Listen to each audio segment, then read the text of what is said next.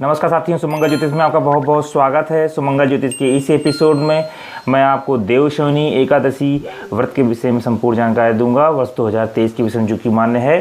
साथियों, इसे पद्मनाभ एकादशी, हरशयनी एकादशी के रूप में भी जानते हैं। ब्रह्म वैवर्त पुराण में इस एकादशी का विशेष महात्म्य बताया गया है।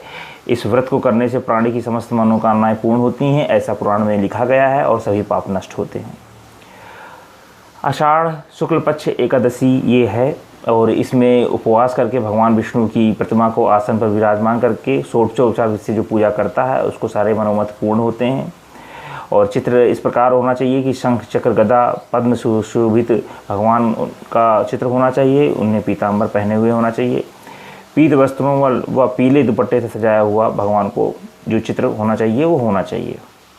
भगवान को पंचामृत आदि से स्नान कराकर धूप दीप पुष्पमाला आदि से भगवान को जो है पूजा करनी चाहिए और उनकी आरती उतारनी चाहिए। साथियों, पुराणों में ऐसा कहा गया, ऐसा उल्लेख मिलता है कि इस दिन भगवान विष्णु 4 मास के लिए बलि के द्वार पर पाताल लोक में निवास करते हैं और कार्तिक शुक्ल पक्ष एकादशी को लौटते हैं। इन 4 महीनों में भगवान विष्णु के क्षीर सागर में शयन के कारण विवाह आदि कोई शुभ कार्य नहीं किया जाता। धार्मिक दृष्टि से यह 4 मास भगवान विष्णु का निद्रा काल माना जाता है। इन दिनों में तपस्वी भ्रमण नहीं करते, वे एक ही स्थान पर रहकर तपस्या चतुर्मास करते हैं। इन दिनों केवल ब्रज की यात्रा की जा सकती है, क्योंकि इन 4 महीनों में भूमंडल के समस्त तीर्थ ब्रज में आकर निवास करते हैं। माना गया है कि आषाढ़ मास के शुक्ल पक्ष की एकादशी को, जिसे हम देवशयनी एकादशी भी कहते हैं, इसका बहुत महत्व है। इसे पद्मनाभ तथा हरशयनी एकादशी भी कहा जाता है। हरशयनी एकादशी इस नाम से ही आप जान सकते हैं कि इस एकादशी से जो है भगवान सो जाते हैं, और फिर भगवान सो जाते हैं और कोई जो शुभ कार्य नहीं किए जाते व्रज यात्रा के अतिरिक्त। पुराणों में ऐसा उल्लेख मिलता है कि इस दिन भगवान विष्णु 4 मास के लिए जो है पाताल लोक में रहते हैं।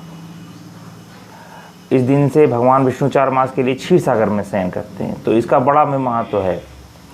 कहा गया है जब कार्तिक मास शुक्ल पक्ष में प्रबोधिनी एकादशी आती है तो भगवान जगते हैं। उस समय सबसे पहले उनका तुलसी जिसे वो विवाह कराया जाता है, और जो है उसमें आदि कार्य कराए जाते हैं।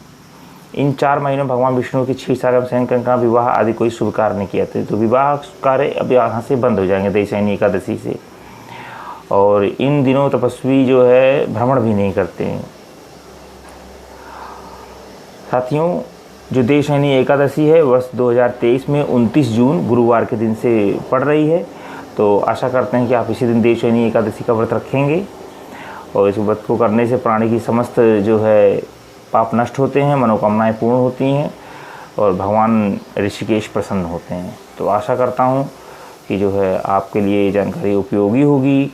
आप इसका उपयोग करेंगे और अपने जीवन को धन्य बनाएंगे। कहा गया है, सुप्ते त्वयि जगन्नाथ जमत सुप्तम भवे तिदम विबुद्धे त्वयि बुद्धम चा जगत सर्व चराचरम।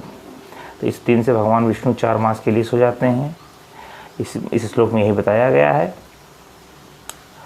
और आप जब आशा करता हूँ वीडियो आपके लिए उपयोगी है, आप इसका उपयोग करेंगे और अपने जीवन को धन्य बनाएंगे। वीडियो देखने के लिए बहुत बहुत धन्यवाद। हरे कृष्णा।